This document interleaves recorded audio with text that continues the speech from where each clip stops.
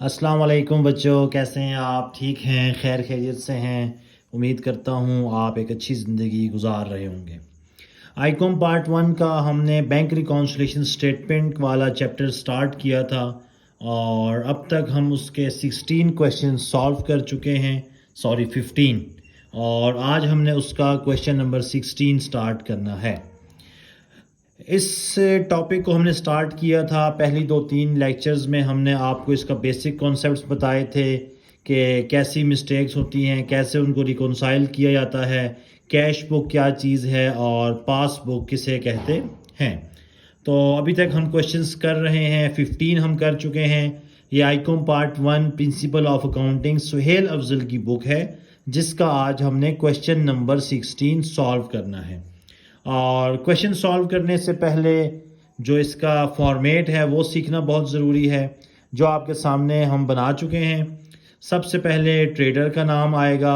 अब जिस क्वेश्चन में ट्रेडर का नाम मौजूद नहीं है तो वहाँ हम सिर्फ ट्रेडर लिखेंगे, अदरवाइज़ जो भी नाम होगा, उस्मान है, अली है, कुछ भी है, वो लिख देंगे।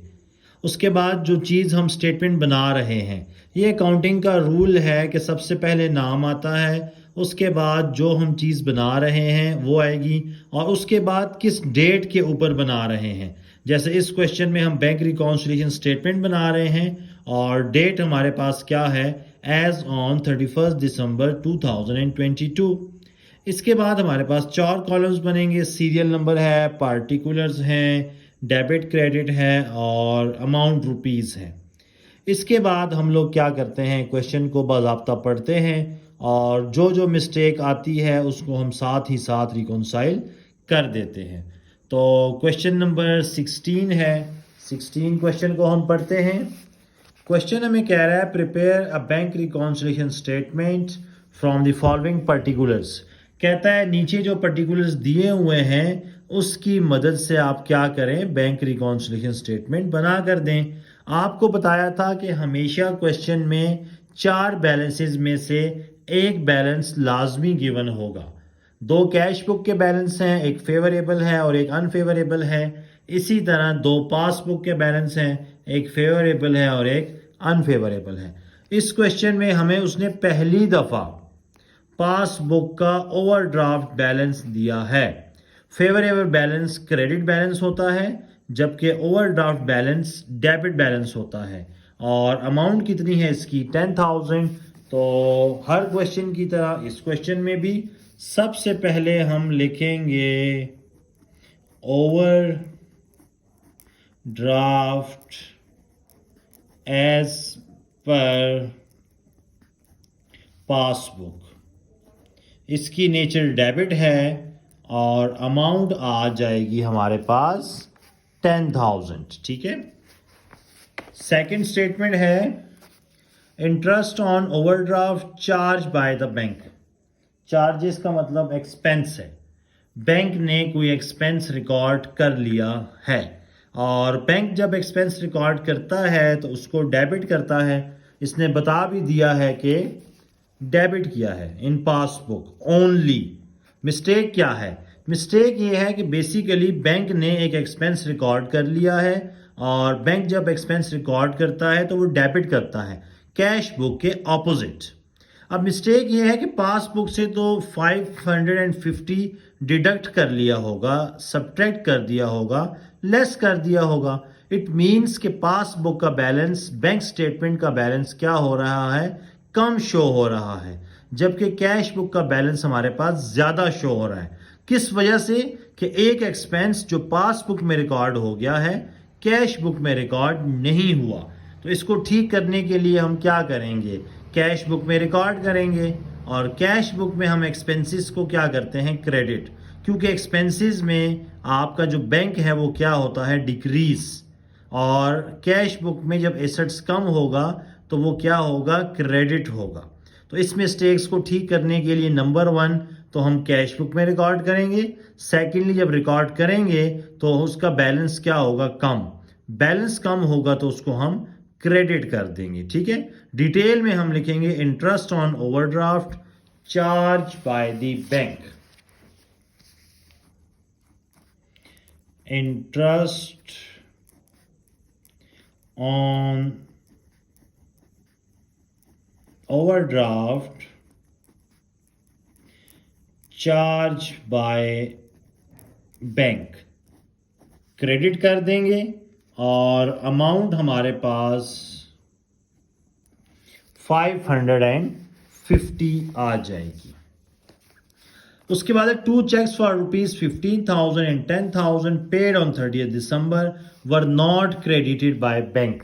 इट मीन्स के कैश बुक में रिकॉर्ड हो गया है और जब चेक हमें रिसीव होते हैं तो कैश बुक में हम डेबिट करते हैं क्योंकि हमारा एसेट्स है बढ़ रहा है।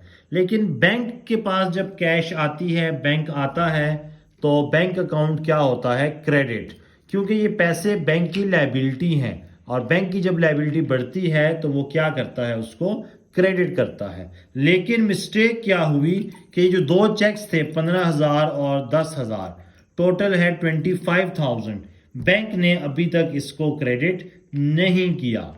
तो बैंक इसको ठीक करने के लिए क्या करेगा? क्रेडिट कर देगा। सिंपल सी बात है, अपने पास वो बैलेंस को ऐड अप कर देगा, जमा कर देगा। तो डिटेल में हम लिखेंगे अनक्रेडिटेड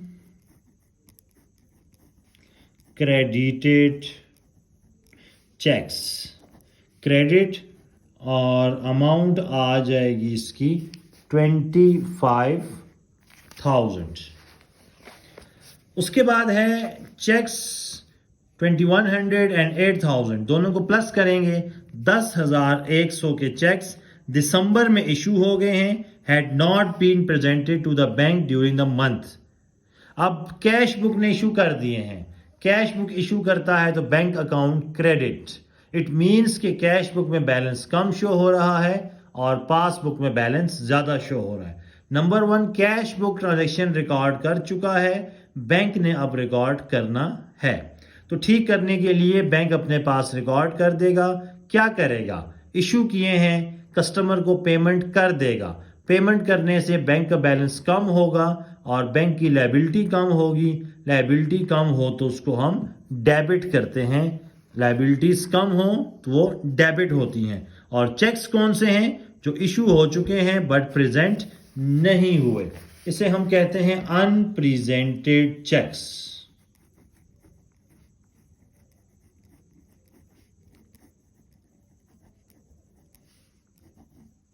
डेबिट और अमाउंट आ जाएगी 10,100। लास्ट एंट्री है a cheque for ₹4,000 enter in cash book debit side. इसका मतलब है कि हमें कोई चेक रिसीव हुआ है, was not sent to the bank for collection, uncollected checks। Cash book में रिकॉर्ड हो गया है बट पास बुक में अभी तक रिकॉर्ड नहीं हुआ। कैश बुक में डेबिट हुआ है और बैंक को जब ये पैसे मिलेंगे चेक के थ्रू तो बैंक की लायबिलिटी बढ़ जाएगी। बैंक इसको ठीक करने के लिए क्या करेगा? क्रेडिट। और हमने अपनी वीडियो में डिटेल में बता दिया है इंट्रोडक्शन में कि अनकलेक्टेड चेक्स ऑलवेज क्रेडिट होंगे। क्यों? उसके लिए आपको हमारी इस प्लेलिस्ट की तीसरी वीडियो देखनी पड़ेगी। तो अनकलेक्टेड चेक्स क्रेडिट, अमाउंट है 4,000।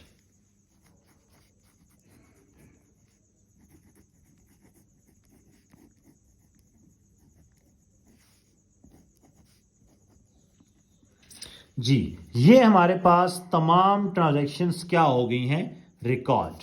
अब लास्ट है हमारे पास बैलेंस कैलकुलेट करना। उसमें पहली चीज आपने देखनी है कि ऊपर गिवन है बैलेंस एज पर पासबुक। याद रखिए कि अगर ऊपर पासबुक हो तो नीचे हमारे पास बैलेंस कैश बुक का निकलता है, लेकिन अगर ऊपर बैलेंस कैश बुक का होगा तो नीचे हम लिखेंगे पासबुक। तो इस क्वेश्चन में ऊपर पासबुक है तो नीचे आ जाएगा balance as per cash book. Number 1, पहला रूल याद रखना है कि ऊपर पासबुक तो नीचे हम लोग क्या कर देंगे? कैश बुक लिखेंगे। सेकंड नंबर पर ऊपर आप देखेंगे कि बैलेंस किस नेचर का है, डेबिट नेचर है या क्रेडिट नेचर है। अगर इस सवाल की तरह डेबिट नेचर हो तो फिर तमाम डेबिट वैल्यूज को ऐड करेंगे। एक ये 10,000 डेबिट है, दूसरा ये 10,100 डेबिट है। फिर उसमें से क्रेडिट वैल्यूज को लेस कर देंगे, 550, 25,000 और उसमें से 4,000 भी हम लेस कर देंगे, तो हमारे पास आ गया है 9450। उसके बाद हम देखते हैं कि आंसर पॉजिटिव आया है या नेगेटिव। तो इस क्वेश्चन में आंसर हमारे पास नेगेटिव आया है। नेगेटिव का मतलब ये है कि ऊपर बैलेंस जो है पासबुक का वो ओवरड्राफ्ट है, नीचे आकर वो बैलेंस क्या हो जाएगा, फेवरेबल हो जाएगा, अनफेवरेबल नहीं होगा। अगर आंसर पॉजिटिव आए ऊपर डेबिट तो नीचे क्रेडिट लिखेंगे, ऊपर ओवरड्राफ्ट नीचे भी ओवरड्राफ्ट, ऊपर अनफेवरेबल नीचे भी अनफेवरेबल।